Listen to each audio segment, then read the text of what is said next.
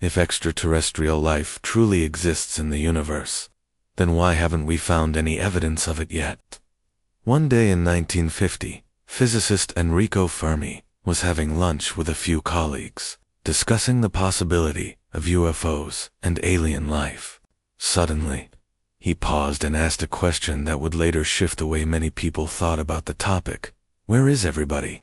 That seemingly simple question still puzzles scientists today.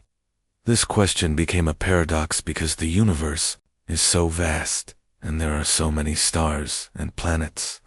In theory, there should be a large number of intelligent civilizations out there, yet we haven't found any signs of them.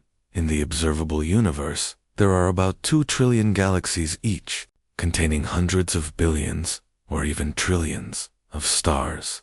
The Milky Way alone has over 200 billion stars, and roughly 4 billion of those stars could have habitable planets.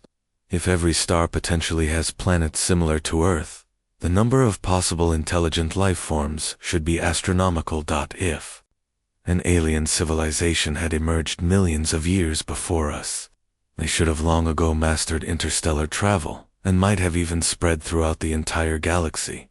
But the reality is, we haven't seen any of this. We haven't received any clear alien signals. We haven't observed any alien spacecraft, and we haven't found even a hint of a space city. The entire universe is eerily silent, so why can't we find them? There are many possible explanations, and one of the most straightforward reasons is simply that the universe is too vast.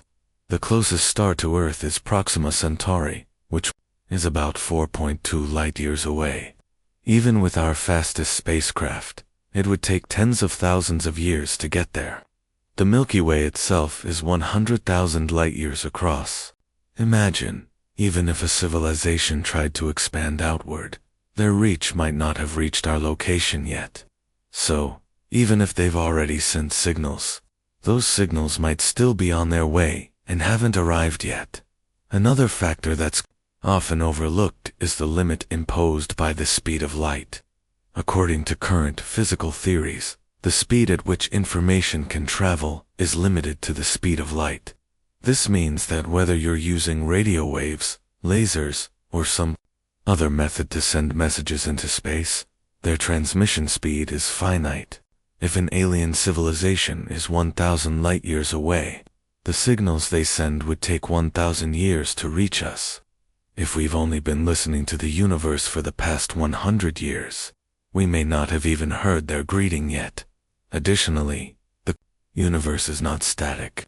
Since the Big Bang, the universe has been expanding at an accelerating rate.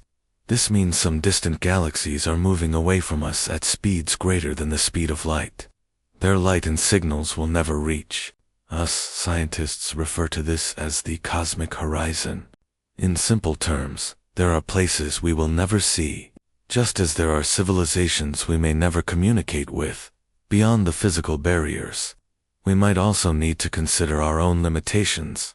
Could it be that we're using the wrong methods? Right now, humans mainly rely on radio telescopes to listen for radio waves from space. For example, the famous Arecibo message is a standardized signal that humans sent out in an attempt to greet alien civilizations. Yet, we've never received a response. Does this mean that others don't use radio waves for communication? It's like sending a fax when the other side is already using quantum communication. The technological gap in communication methods might mean that we will never hear from them. Of course, there's another, much heavier possibility. Maybe advanced civilizations don't want to be found. Imagine a technologically advanced civilization that has long realized that the universe isn't always a friendly place. They hide themselves, like a deer in the forest, afraid to make a sound. Every signal we send out might be seen by them as a way of exposing our location. They'd rather observe silently than engage in communication. This is the dark forest hypothesis that Liu Cixin proposed in the three-body problem.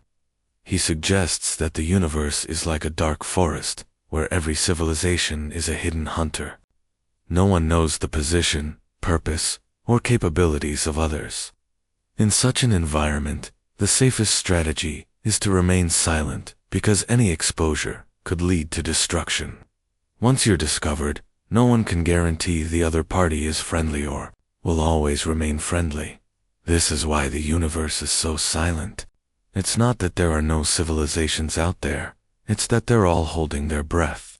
So do we have even the slightest clue? Actually, we do. In 1977, the Big Ear radio telescope at Ohio State University received a mysterious signal that lasted for 72 seconds, known as the WOW signal. The scientists who recorded it wrote, "Wow," in the logbook. The signal's strength and frequency seemed to be man-made, but we've never been able to replicate it. In 2015, Russian and British scientists launched the Breakthrough Listen project, investing $100 million to use more advanced technology to listen to the universe. They listened to hundreds of thousands of star systems, but still received no reliable alien signals. Earlier, the SETI program in the US did extensive listening to, but came up empty.